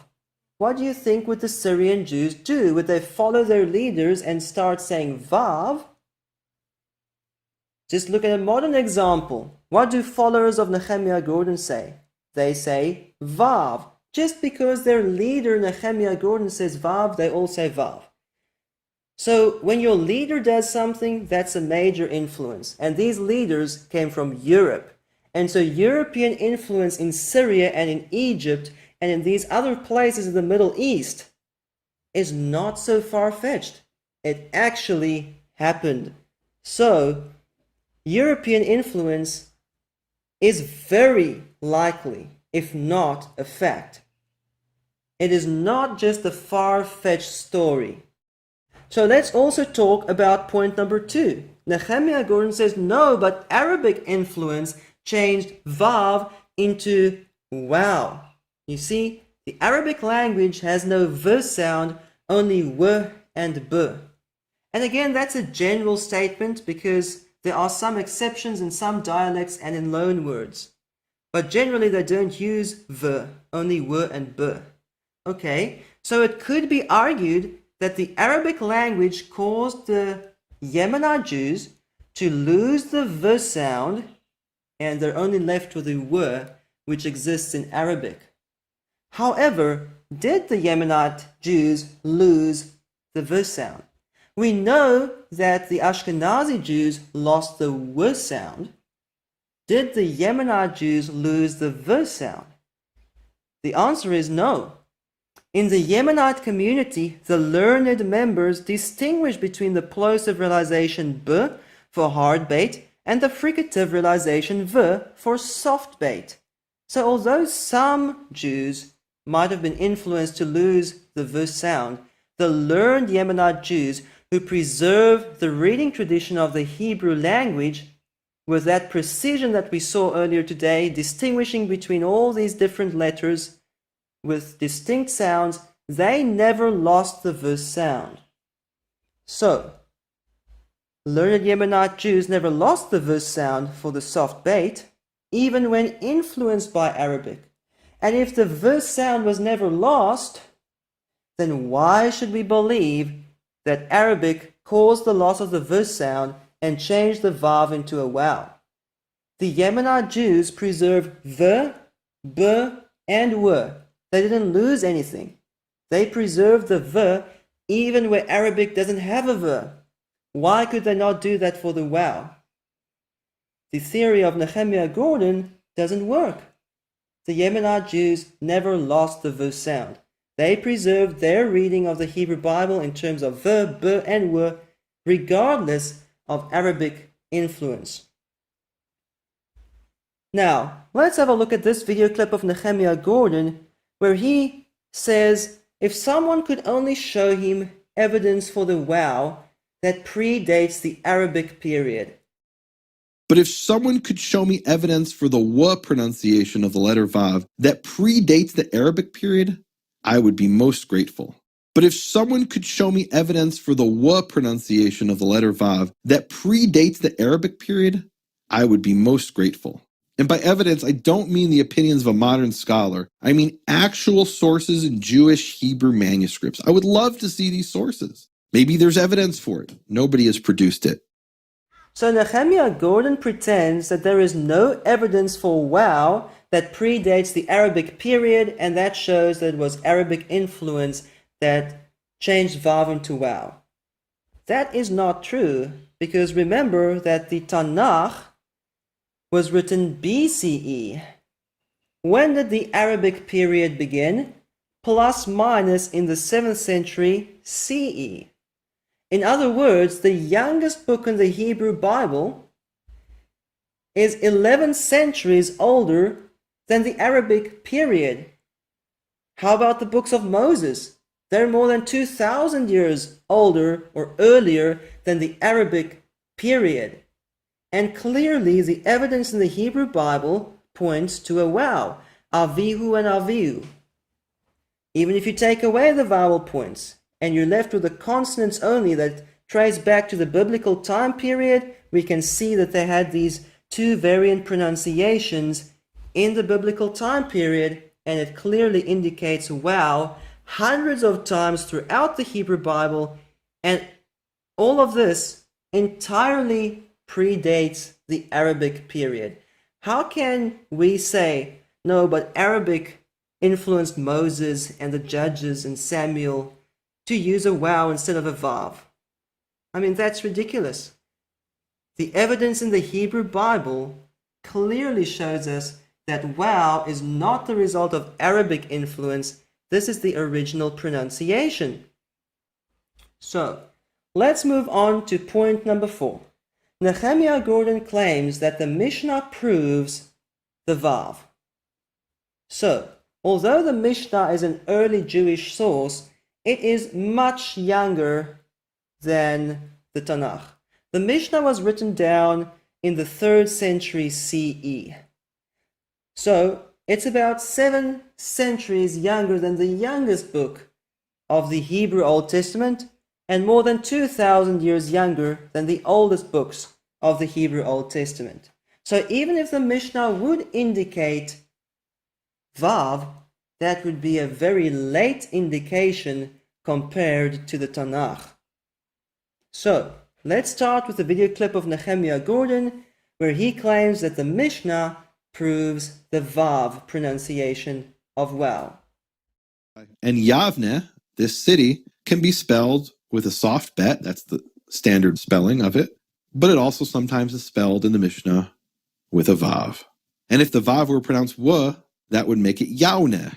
And you wouldn't be able to write Yavne with a vav unless that vav was pronounced v. Now, the most important and best preserved manuscript of the Mishnah is called the Kaufman manuscript. And here I have an image from the Kaufman manuscript from 2 different passages in the same manuscript. And in the left-hand side from 76v, Yavne is spelled with a vav. And on the right-hand side, Yavne is spelled with a soft bet. So we have Yavne written with a v, a vav. Clearly it's not Yaune. Nehemiah Gordon's argument is this. We know that this name is pronounced as Yavne. It's spelled with a soft bait, and this is also the way it's written in the Tanakh. We know it's Yavne with a v. And now we see in this manuscript of the Mishnah, Yavne with a wow, which is now a vav, Yavne. And so because this is a real interchange of spellings, it's exactly the same word. It's not like gav and gao. It's the same word, so it looks like a very good evidence. It seems to show, superficially, that when the Mishnah was written down, the Vav was pronounced as V. Okay? However, this manuscript was only written in the 10th century CE. This is not the original Mishnah. And remember, the Mishnah was not copied as meticulously and precisely as the Tanakh. In the Tanakh, the scribes tried not to add or take away a single consonant. Vowel letters more often come and go, but not consonants. But with the Mishnah, there are often differences between the various manuscripts, even with regard to a consonant. So how do we know that this is the way it was written in the original Mishnah? This spelling here on the left-hand side that shows the Vav, did the original Mishnah use a Vav, or did it simply use a soft bait? So to answer this question, we need to look at multiple copies of the Mishnah. We need to look at all the important witnesses, because if the original Mishnah had Yavneh with a Vav, then the majority of copies will also have Yavneh with a Vav in this particular passage. However, if this is simply a mistake in one 10th century manuscript, then the other copies of the Mishnah won't use a Vav in the exact same place as in the Kaufman manuscript. So, let's look at other important manuscripts of the Mishnah. Nehemiah Gordon says your left, Yavneh with a Vav in the Mishnah, Rosh Hashanah 4.2. So, here is Rosh Hashanah 4.2 in a manuscript of the Mishnah from the Cambridge University Library, and this is considered an important manuscript of the Mishnah, and we see there B'Yavneh with a soft bet, B'Yavneh with a soft bet. Here we have Yavneh, that one with a red arrow is the exact example that Nehemiah Gordon referenced, where in the Kaufman manuscript it's with a Vav, here it's with a soft bet. One of the two is a mistake. Which one is the mistake? So, in fact, in the Kaufman manuscript, each of these instances is written with a vowel or with two vowels, and here it's written consistently with a soft bet. Okay, one of the two is a mistake. We need more witnesses. Here's another important manuscript of the Mishnah, and here again it's consistently Yavneh with a soft bet. This is B'Yavneh, B'Yavneh, Ali Yavneh. This one with a red arrow is the exact phrase that Nehemiah Gordon referenced when the Kaufman manuscript it's with a Vav, here it's with a soft bet. So far it's 2 against 1. Here's another important manuscript of the Mishnah, Yavneh with a soft bet, consistently. Even though in these instances the Kaufman manuscript uses a Vav. So which one is the mistake? Here's another example. This is Moses Maimonides' manuscript, and he wrote Yavneh, actually Yivneh, alternative vowels, but still with a soft bait, not with a Vav. There's another example, Uvyavneh, he writes Uvivneh, and again with a soft bet. So, now we need to answer this question. Did the original Mishnah equate Vav and soft bet? Or did the original Mishnah distinguish between Vav and soft bet? Clearly, the majority of important witnesses show that the Vav and the soft bet are not interchangeable. If the original Mishnah used Yavneh with a Vav in this particular phrase, why do the majority of good manuscripts of the Mishnah not use a Vav there? This shows you that the Kaufman manuscript has a mistake in it, and the scribe who copied it in the 10th century CE, again 10th century CE, equated Vav and soft bet. And that scribe equated these two sounds, and he could write Yavneh with a soft bet and with a Vav. This is good evidence for the 10th century CE. For the Middle Ages, everyone knows that the Jews have used the Vav since the Middle Ages. But this does not show that the original Mishnah equated the Vav and the soft bet. So it's really misrepresented in that way. Nehemiah Gordon brings a second example In this case, awazim with the wow is the standard spelling. That's the normal spelling. This is actually with two vowels, and that just shows you it's a consonantal vowel, not a vowel letter vowel. Pronounced the same way as one vowel, okay?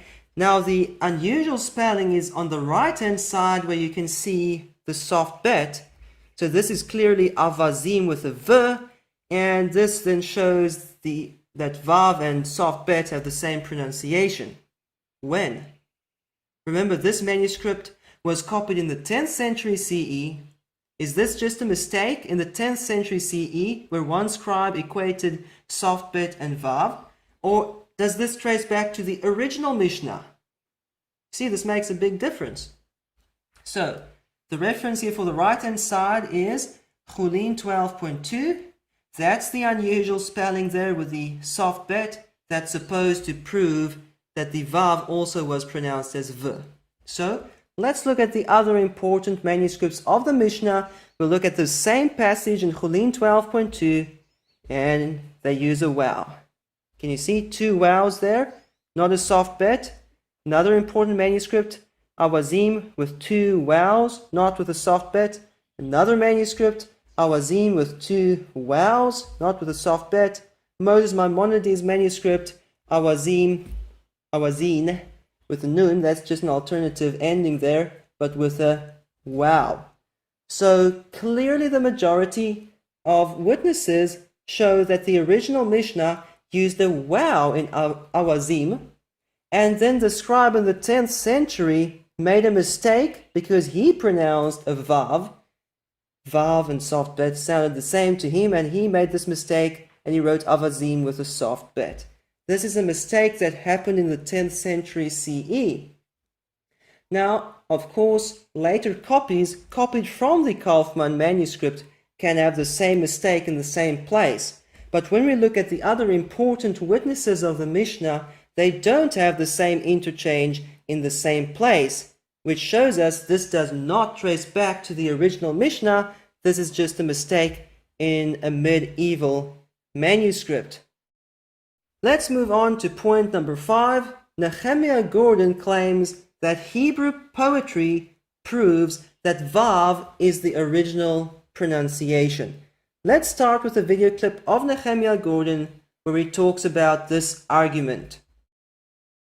So, this poet from the 6th century, from the 500s, he rhymes Navi with a soft bet, which everyone agrees on, with Levi. Now, according to the Yemenites, they don't pronounce it Levi, they pronounce it Lewi. And Lewi doesn't rhyme with Navi. He has a whole series of words which are actually V, and one of those is Levi. And there's no question whatsoever that 1,500 years ago in the land of Israel, the Jews pronounced that sound as a V. V, and one of those is Levi. And there's no question whatsoever that 1,500 years ago in the land of Israel, the Jews pronounced that sound as a V. So Nehemiah Gordon has convinced thousands of people across the world with this argument, saying that poetry proves the Vav. And people get so excited about this. Wow, we know it's a Vav based on Jewish Hebrew poetry. Now, the first thing that you need to remember is that these poets that Nehemiah Gordon refers to, Yanai and Kalir, wrote in the 6th century CE. So even if this poetry did prove a Vav, this would be very late evidence compared to the evidence in the Hebrew Bible. The Hebrew Bible was written 10 centuries earlier and even further back for the earlier books of the Tanakh. So this would be very late evidence. So let's look at the argument. Here is the poem that Nehemiah Gordon refers to, and you can see that this poet rhymes V over and over. Let's read these words. Knavi, Hevi, Kelavi, Keravi, Lehavi, Navi, Lewi, Levavi, Keravi. Now the argument is that this poet would not rhyme V with we. However, sometimes poets were only really concerned with vowel rhyme. For example, in the previous video, we saw Samaritan poetry and they rhymed ro'eh with yabeh, in which the consonants clearly don't rhyme, but the vowels rhyme at the end of every line. So Navi and Lewi would still rhyme in vowels. So how do we know whether this poet only rhymed consonants that sounded the same, and this proves the vav? How do we know? Well, we don't need to guess, because Elazar Kalir also rhymed hey and chet. Really? There's the word himhir, and at the end of the next line we have wehishchid. Now, wait, this is a chet and this is a hey. This is a reish and this is a dalet. Now he's rhyming hey and chet and reish and dalet, and clearly these sounds are not the same in the Hebrew language.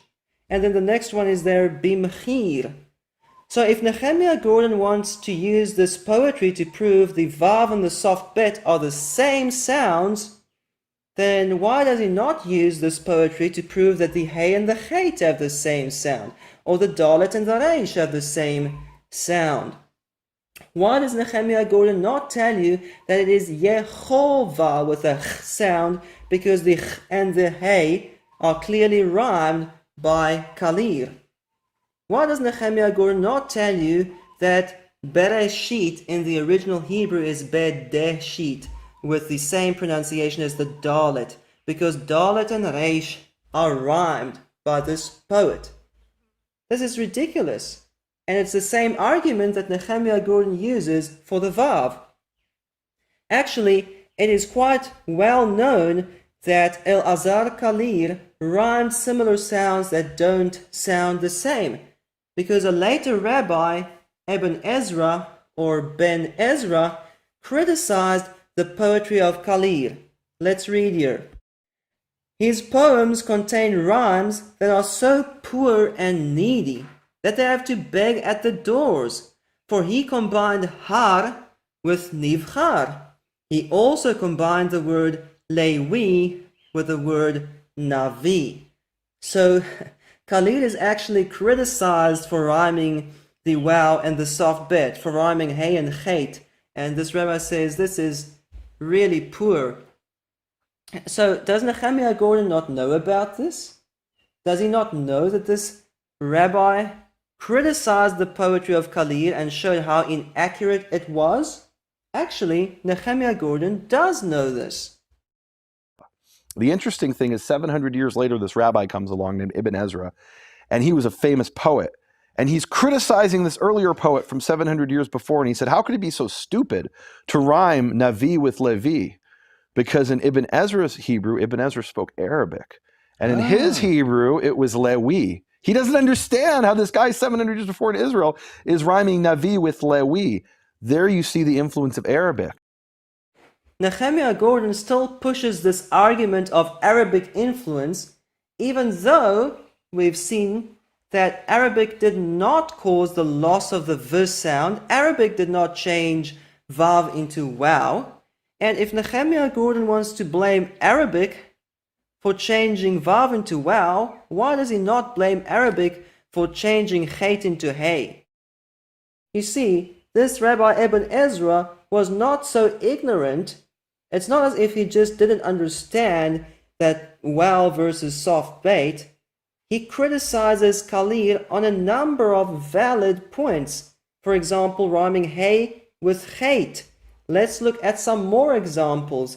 Ibn Ezra also criticized Kalir, and he says Kalir rhymed har and nivchar, that's hey and chet. He rhymed yom and pidyon, mem and nun, navi and lewi, soft bet and wow, osher and aser te aser, which is sheen and seen. So if he rhymed all these various sounds together, how can we use this poetry to prove the correct pronunciation of any Hebrew consonant? It doesn't work, because he rhymed various similar sounds even though they don't sound the same. Here's another example. In a manuscript, he rhymed reish and lamed. There we have eretz, be'eretz, bemeretz, and becheretz. So he's rhyming retz, letz, retz, and retz. He's rhyming reish and lamed. Now, if I copied Nehemiah Gordon's argument and I told you that this proves Elohim is really pronounced as Elohim, the lamed the same pronunciation as the reish, that would be ridiculous. In fact, wouldn't that be disrespectful? If you want to use false evidence for a false pronunciation of the Creator's name, or even just the title Elohim, this is what Nehemiah Gordon does. He brings supposed evidence, which is not true, supposedly proves the Vav, and then tells you the true pronunciation of the Creator's name is with a verse sound based on poetry.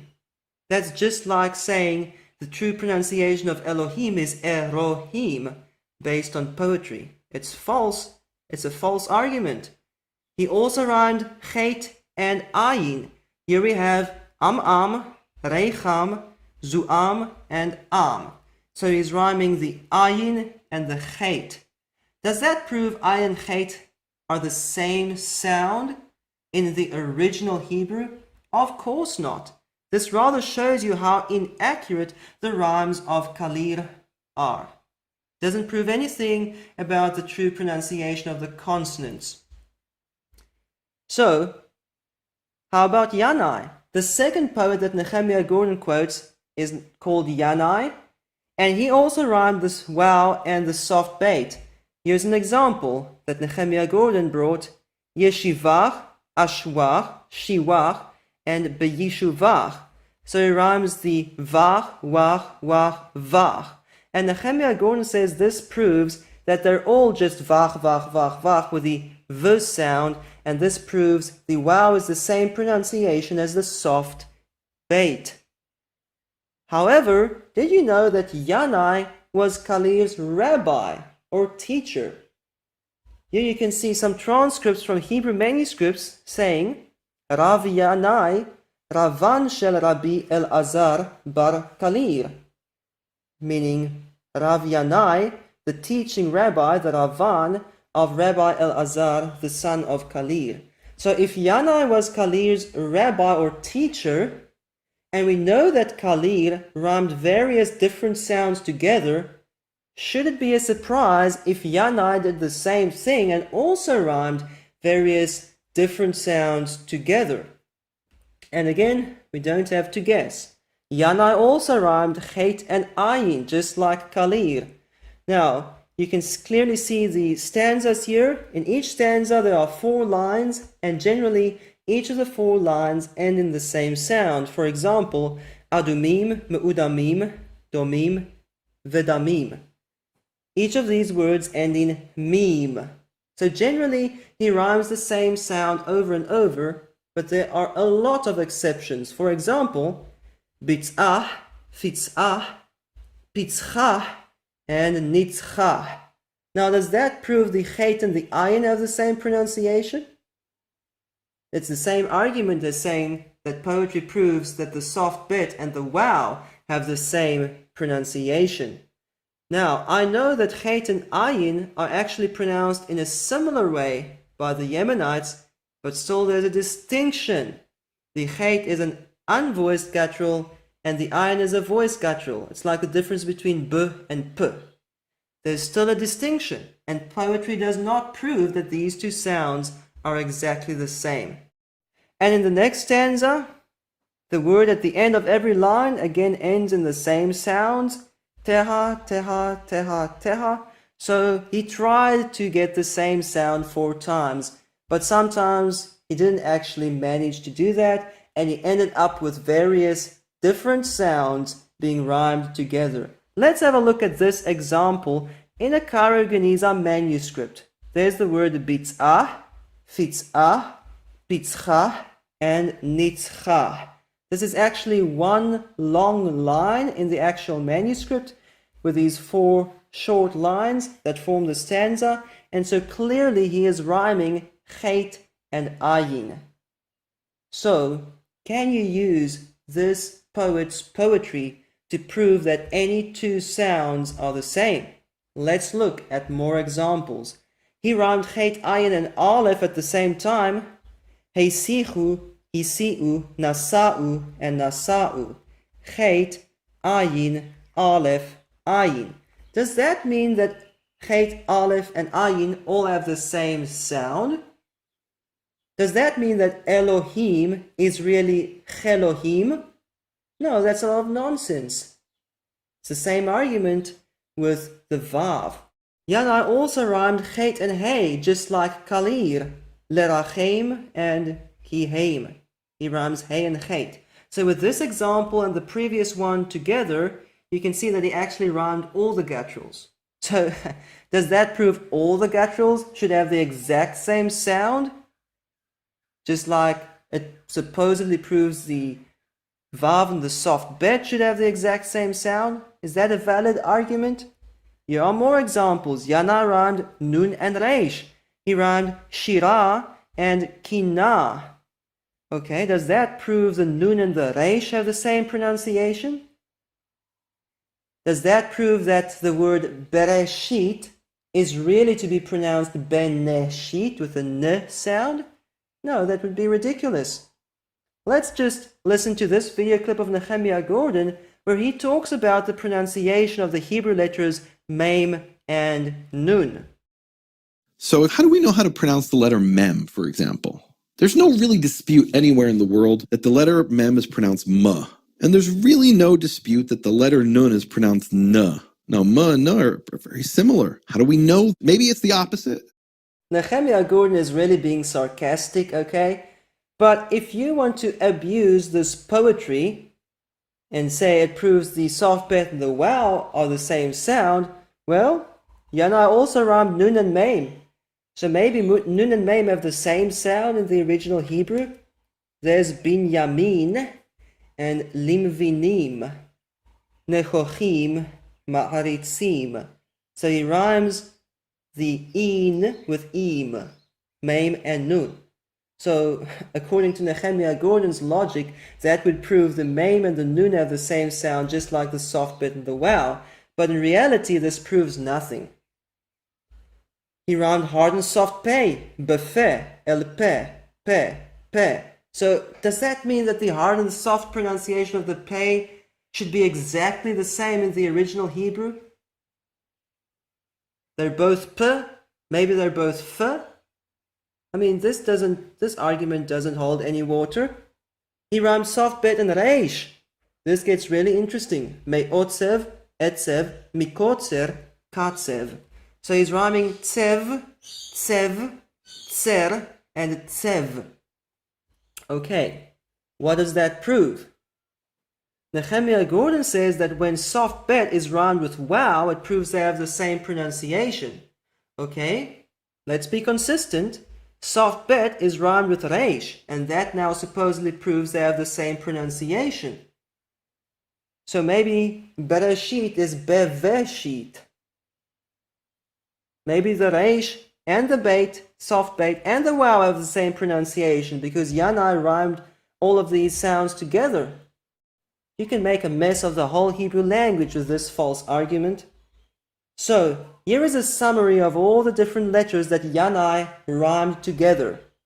Chet, Ayin, and Aleph. Hey and Chet, so together all the gutturals. Hard and soft pei, Mem and Nun, Reish and Nun, soft beit and Reish, and soft beit and wow. Nehemiah Gordon picks this one that he likes and says, oh, that proves the soft beit and the wow have the same pronunciation v. But he doesn't tell you that soft beit is also rhymed with reish, and that reish is also rhymed with nun, and that nun is also rhymed with mem, and so you could mess up the whole Hebrew language with this false argument. The poetry of Yana and Kalir proves nothing about the true pronunciation of Hebrew consonants. It doesn't even hint at the vav, the v sound for the vav. Just as it doesn't even hint that the reish and the nun, or the soft beit and the reish must have the same pronunciation. It's not even a weak argument. It's a completely flawed argument that doesn't work at all. So, when we look at the post-biblical evidence, even then it is clear that in the early source of the Septuagint, there's a distinction between the soft bet and the waw. In the most accurate reading tradition of the Hebrew Bible, there is a distinction between the soft bet and the waw. There's no indication that Nehemiah Gordon's arguments here are true, rather they are untrue. They are misrepresented. So, let's sum up. What did we learn today? Nehemiah Gordon says that gav and gau in the Hebrew Bible prove it's a vav. But that's not true. Nehemiah Gordon says that Arabic influence changed vav into waw. But that's not true. Nehemiah Gordon says that there is no Jewish Hebrew manuscript evidence for the waw that predates the Arabic period. Well, that's not true either. Nehemiah Gordon says the Mishnah and poetry prove the vav. Well, that's not true. So, is it ignorance or dishonesty? Does Nehemiah Gordon know nothing about Hebrew? Has he never studied the sources? Or is he purposefully misrepresenting the evidence to make you believe in something that is untrue? What is the problem? We've seen today that gav and gau are two distinct Hebrew words, and generally distinct Hebrew words have distinct pronunciations. This rather indicates a difference between the waw and the soft bet than indicating that they are the same sound. There is abundant evidence in the Hebrew Bible for the waw pronunciation. There are hundreds of interchanges of iu and ihu that show the waw. There are 4 clear indications in the Hebrew Bible that waw is a semi-vowel even in the middle of a word, even if it's part of the root letters of a word. Arabic influence did not cause the loss of the v sound in the Yemenite reading tradition of the Hebrew Bible. Arabic did not cause the Jews to lose the v and switch over to w. That is not true. The Yemenite tradition preserves v, b, and w. The vav pronunciation is much later than the waw. The earliest clear evidence for vav in Jewish sources is from the 9th or 10th century CE. For the waw, it's all the way back to the time of Moses. In the consonants of the Hebrew Bible, we can see evidence for the waw. So, this brings us to the end of our in-depth series on Nehemiah Gordon and the pronunciation of the Tetragrammaton Yod-Heh Waw-Heh. In future, we might do some bonus studies, but in these 15 videos, we have covered every major and famous argument of Nehemiah Gordon, and we have also covered the true pronunciation of the Creator's name, and even this detailed issue of waw versus vav. And may the name of Yahweh be exalted through this video series. Until next time, Shalom in Yeshua Mashiach.